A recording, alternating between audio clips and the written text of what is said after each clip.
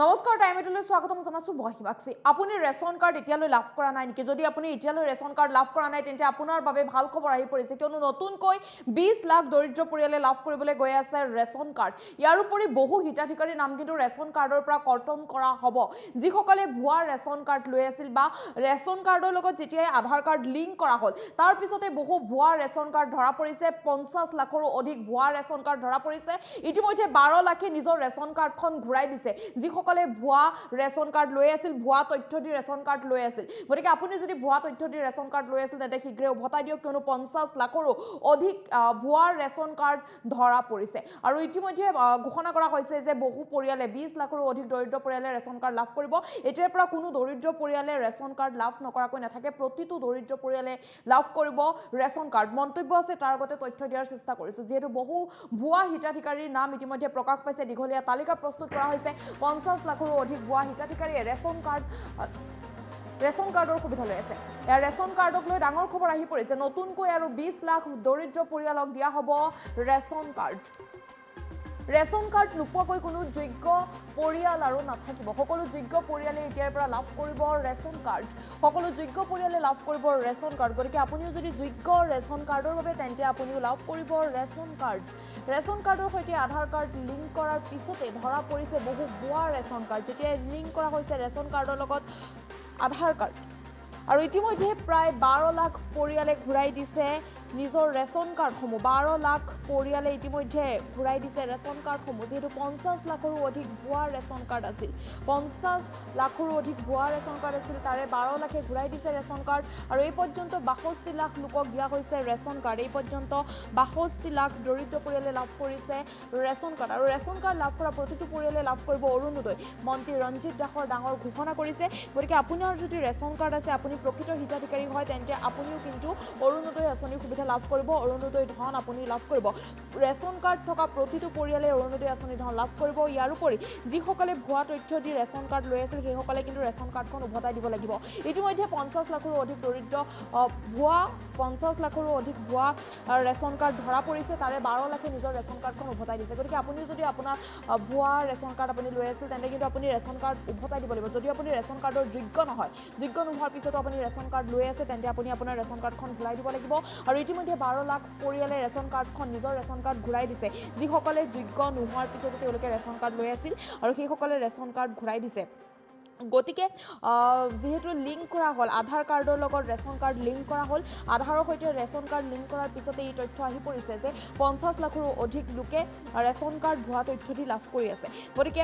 আপুনিও যদি এনেদৰে ভুৱা তথ্য দি ৰেচন কাৰ্ড লাভ কৰিছে বা ৰেচন কাৰ্ডৰ সুবিধা লাভ কৰি আছে তেন্তে শীঘ্ৰে ঘূৰাই দিয়ক ইতিমধ্যে 12 লাখৰো অধিক পৰিয়ালে নিজৰ ৰেচন কাৰ্ড ঘূৰাই দিছে যিসকলে ৰেচন কাৰ্ডৰ প্ৰকৃত হিতাধিকাৰী নোহোৱাৰ পিছতো ৰেচন কাৰ্ড লৈ আছে আৰু নতুনকৈ 20 লাখ দৰিদ্ৰ পৰিয়ালে লাভ কৰিবলৈ গৈ আছে ৰেচন কাৰ্ড এতিয়াৰ পৰা কোনো দৰিদ্ৰ পৰিয়াল হাৰি নাযাব সকলো দৰিদ্ৰ পৰিয়ালে ৰেচন কাৰ্ড লাভ কৰিব আৰু ইয়াৰ উপৰি ৰেচন কাৰ্ড লাভ কৰা প্ৰতিটো পৰিয়ালে লাভ কৰিব অৰুণোদয় আঁচনি ধন আপুনি যদি ৰেচন কাৰ্ড লাভ কৰিছে ৰেচন কাৰ্ডৰ আপুনি যোগ্য তেন্তে আপুনি লাভ কৰিব আপোনাৰ ঘৰত লাভ কৰিব অৰুণোদয় আঁচনিৰ সুবিধা গতিকে প্ৰতিটো ৰেচন কাৰ্ডৰ হিতাধিকাৰীয়ে বা প্ৰতিটো পৰিয়াললৈকে লাভ কৰিব অৰুণোদয় আঁচনিৰ সুবিধা আৰু প্ৰকৃত হিতাধিকাৰীয়ে কিন্তু ৰেচন কাৰ্ডৰ সুবিধা লাভ কৰিব আপুনি যদি প্ৰকৃত হিতাধিকাৰী নহয় ৰেচন কাৰ্ডৰ তেন্তে কিন্তু আপুনি ৰেচন কাৰ্ড উভতাই দিব লাগিব যেহেতু 50 লাখৰো অধিক পৰিয়ালৰ নাম পোৱা গৈছে 50 লাখৰো অধিক লোকে ভুৱা তথ্য দি বা ভুৱা ৰেচন কাৰ্ড লৈ আছে গতিকে সেইসকলে কিন্তু ঘূৰাই দিব লাগিব ইতিমধ্যে 12 লাখৰো অধিক পৰিয়ালে ঘূৰাই দিছে ৰেচন কাৰ্ডসমূহ আৰু ৰেচন কাৰ্ড সন্দৰ্ভত মন্তব্য আছে মন্তব্য আগবঢ়াইছোঁ সময়ত মাননীয় মুখ্যমন্ত্ৰী আমি নিৰ্বাচনৰ সময়ত মাননীয় মুখ্যমন্ত্ৰী ডাঙৰীয়াই কেতিয়াও প্ৰতিশ্ৰুতি দিয়া নাছিলে ৰেচন কাৰ্ড দিম বুলি বিভিন্ন হয়তো ইনফ্ৰাষ্ট্ৰাকচাৰ কৰিম বুলি প্ৰতিশ্ৰুতি দিছিলে গতিকে এই প্ৰতিশ্ৰুতি নিদিয়াকৈ বা ভাৰতীয় জনতা পাৰ্টীৰ ইস্তাহাৰতো প্ৰতিশ্ৰুতি নোহোৱা কিছুমান আইটেম উদাহৰণস্বৰূপে প্ৰথম যদি আইটেমটো চাওঁ তেতিয়া ৰেচন কাৰ্ড এতিয়া আমি ইতিমধ্যে 20 লাখ মানুহক আমি ৰেচন কাৰ্ড দিবলৈ সক্ষম হৈছোঁ এতিয়া নতুনকৈ আমি প্ৰায় 42 লাখ মানুহক ৰেচন কাৰ্ড দিবলৈ সক্ষম হৈছোঁ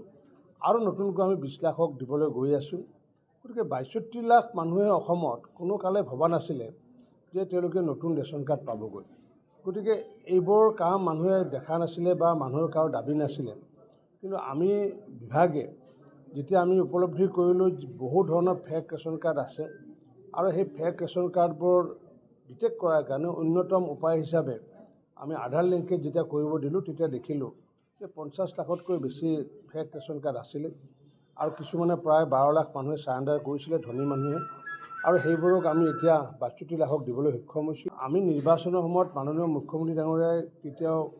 প্ৰতিশ্ৰুতি দিয়া নাছিলে ৰেচন কাৰ্ড দিম বুলি। বিভিন্ন হয়তো ইনফ্ৰাষ্ট্ৰাকচাৰ কৰিম বুলি প্ৰতিশ্ৰুতি দিছিলে। গতিকে এই প্ৰতিশ্ৰুতি নিদিয়াকৈ বা ভাৰতীয় জনতা পাৰ্টীৰ ইস্তাহাৰতো প্ৰতিশ্ৰুতি নোহোৱা কিছুমান আইটেম, উদাহৰণস্বৰূপে প্ৰথম যদি আইটেমটো চাওঁ তেতিয়া ৰেচন কাৰ্ড, তেতিয়া আমি ইতিমধ্যে 20 লাখ মানুহক আমি ৰেচন কাৰ্ড দিবলৈ সক্ষম হৈছোঁ। এতিয়া নতুনকৈ আমি প্ৰায় 42 লাখ মানুহক ৰেচন কাৰ্ড দিবলৈ সক্ষম হৈছোঁ আৰু নতুনকৈ আমি 20 লাখক দিবলৈ গৈ আছোঁ। গতিকে 62 লাখ মানুহে অসমত কোনো কালে ভবা নাছিলে যে তেওঁলোকে নতুন ৰেচন কাৰ্ড পাবগৈ।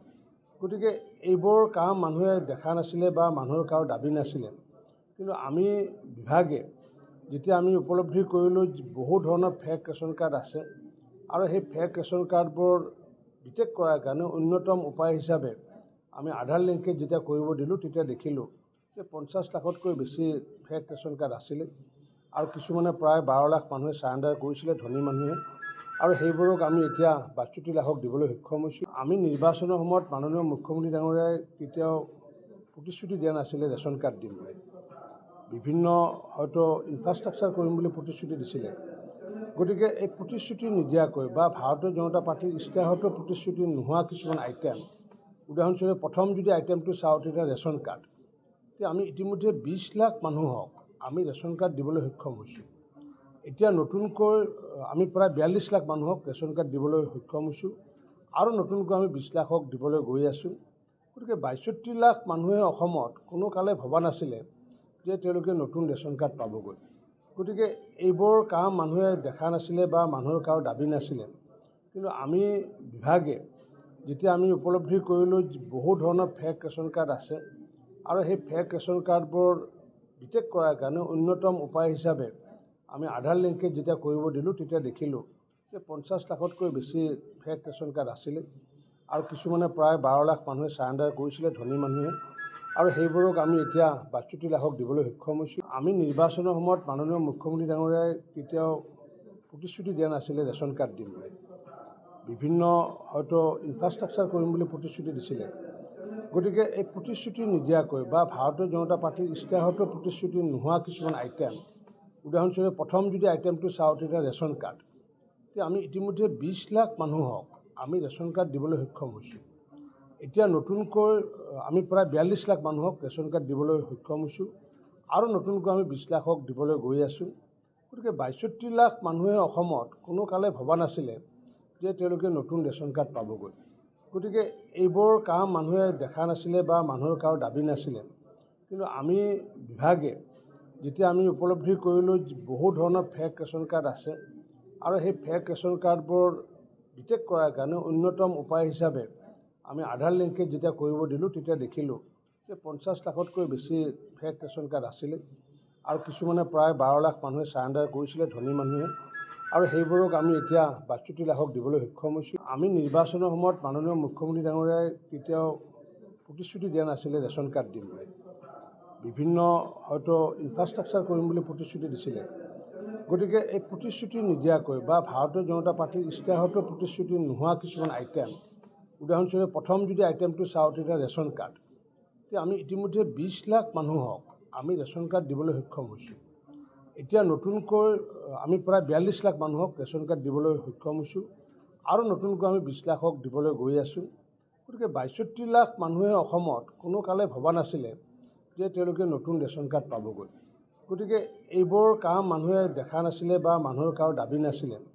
কিন্তু আমি বিভাগে যেতিয়া আমি উপলব্ধি কৰিলোঁ বহু ধৰণৰ ফেক ৰেচন কাৰ্ড আছে আৰু সেই ফেক ৰেচন কাৰ্ডবোৰ ডিটেক্ট কৰাৰ কাৰণে অন্যতম উপায় হিচাপে আমি আধাৰ লিংকেজ যেতিয়া কৰিব দিলোঁ তেতিয়া দেখিলোঁ যে 50 লাখতকৈ বেছি ফেক ৰেচন কাৰ্ড আছিলে আৰু কিছুমানে প্ৰায় 12 লাখ মানুহে চাৰেণ্ডাৰ কৰিছিলে ধনী মানুহে আৰু সেইবোৰক আমি এতিয়া 62 লাখক দিবলৈ সক্ষম হৈছোঁ।